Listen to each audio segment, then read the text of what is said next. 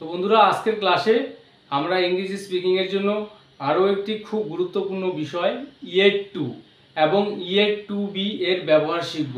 তো তোমরা লক্ষ্য করে থাকবে বিভিন্ন সময় বিভিন্ন বইপত্রে এবং পত্রপত্রিকার মধ্যে এই ইয়েট টু এবং ইয়েট টু বিকে ব্যবহার করা হয়।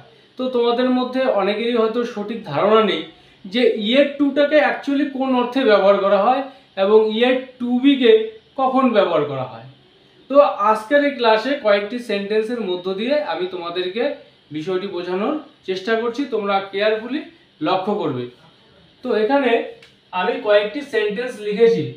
যে ফার্স্ট যে সেন্টেন্সটি রয়েছে, আমার ফর্মটি জমা দেওয়ার বাকি আছে, অর্থাৎ আমার পূর্ব পরিকল্পিত একটি কাজ, আমি ফর্মটি জমা দিব, সেটা এখনো হয়ে ওঠেনি, আমার ফর্মটি এখনো জমা দেওয়ার বাকি আছে। তার ঘরটি পরিষ্কার করার বাকি আছে বা করার, তোমার শার্টটি ধোয়ার বাকি আছে বা ধোয়ার আছে, অর্থাৎ কাজটা এখনো হয়নি।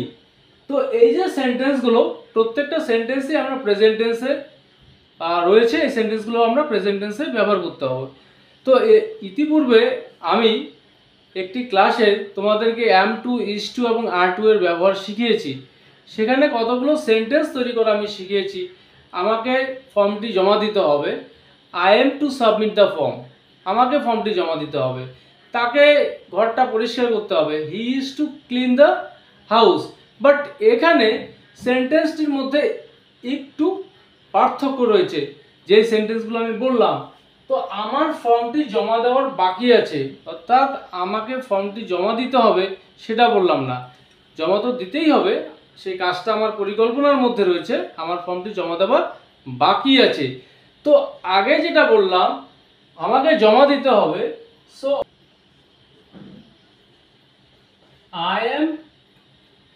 আই এম টু কিছু করতে হবে, আই এম টু সাবমিট, আমাকে সাবমিট করতে হবে, কিন্তু এখানে সাবমিট করার বাকি আছে।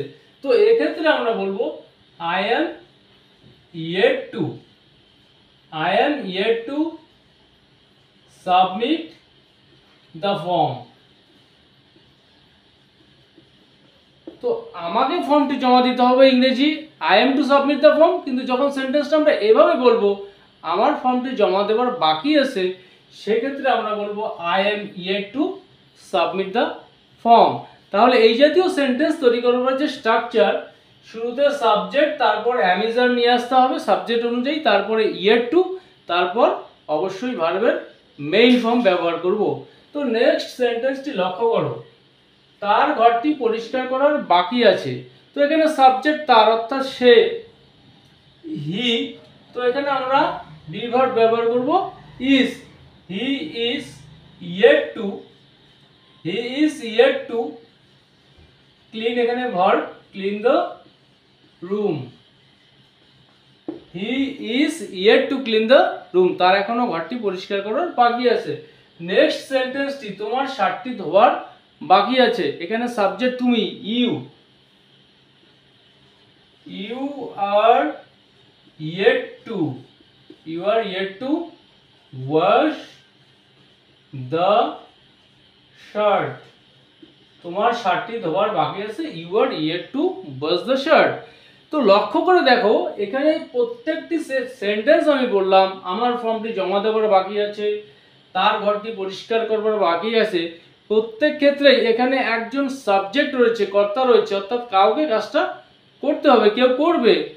বাট এই সেন্টেন্সগুলো আমরা যদি একটু অন্যভাবে বলি, অর্থাৎ প্যাসিভ সেন্টেন্সের আকারে, আমার ফর্মটি জমা দেওয়ার বাকি আছে, কথাটাকে যদি এভাবে না বলে আমরা এটা বলতে যাই ফর্মটি জমা দেওয়ার বাকি আছে, অর্থাৎ কে কাজটি করবে, আমি করব না, তুমি করবে না, সে করবে, সেটা যদি মেনশন না করি, আমরা ফর্মটি জমা দেওয়ার বাকি আছে প্যাসিভ ভয়েসে যদি বলতে চাই, সেক্ষেত্রে আমাদের অবজেক্টটাকে আগে নিয়ে আসতে হবে, দ্য ফর্মটাকে নিয়ে আসতে হবে আগে, দ্য ফর্ম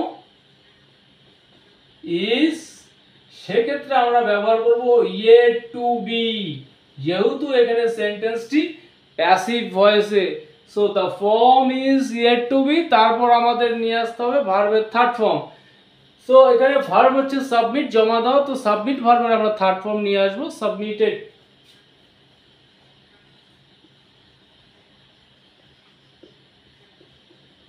তো ফর্মটি জমা দিতে হবে, তার form is yet to be submitted, অর্থাৎ এখানে কে কাজটি করবে উল্লেখ নেই, অর্থাৎ প্যাসিভ ভয়েস। তো নেক্সট সেন্টেন্সটিও ঠিক এইভাবে আমরা করতে পারবো। তার ঘরটি পরিষ্কার করার বাকি আছে, সেন্টেন্সটাকে যদি আমরা এভাবে বলি ঘরটি পরিষ্কার করার বাকি আছে, অর্থাৎ কে করবে উল্লেখ করব না, সেক্ষেত্রে সেন্টেন্সটা হবে দ্য রুম, এক্ষেত্রেও বিভার নিয়ে আসতে হবে ইজ ইয়েট টু, তারপর আমরা যেহেতু প্যাসিভ ভয়েস এখানে সাবজেক্ট নেই বি কথাটিকে অ্যাড করব, the room is yet to be, তারপর ভার্বের থার্ড ফর্ম, এখানে verb clean, so third form cleaned, ঘরটাকে পরিষ্কার করতে হবে। ঠিক একইভাবে তোমার শার্টটি ধোবার বাকি আছে, এই সেন্টেন্সটাকে যদি আমরা এভাবে বলতে চাই শার্টটি ধোবার বাকি আছে, শার্টটি ধোবার বাকি আছে, অর্থাৎ সাবজেক্ট মেনশন করব না। তো এক্ষেত্রেও the shirt is yet to B washed. তো তোমরা এই জাতীয় সেন্টেন্সগুলো তোমাদের ডেইলি লাইফে প্রচুর বলে থাকো।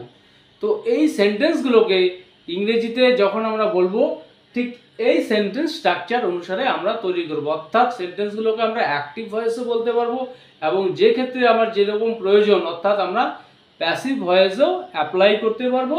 প্যাসিভ ভয়েসে যখন করব সেই ক্ষেত্রে আমরা অবজেক্টটাকে আগে নিয়ে আসবো, তারপরে বি ভার্ব, তারপরে ইয়েট টু, তারপরে বি এবং ভার্বের থার্ড ফর্ম। তো আশা করি আজকের এই যে সেন্টেন্স স্ট্রাকচারটা তোমাদেরকে শেখালাম, এই সেন্টেন্স স্ট্রাকচারটাকে ফলো করে এই জাতীয় সেন্টেন্স তোমরা প্রচুর তৈরি করতে পারবে, এবং অবশ্যই তোমাদের বাড়িতে এই সেন্টেন্সগুলোকে স্পিকিং করতে হবে, তাহলেই তোমাদের ইংরেজি স্পিকিং ইমপ্রুভ হবে।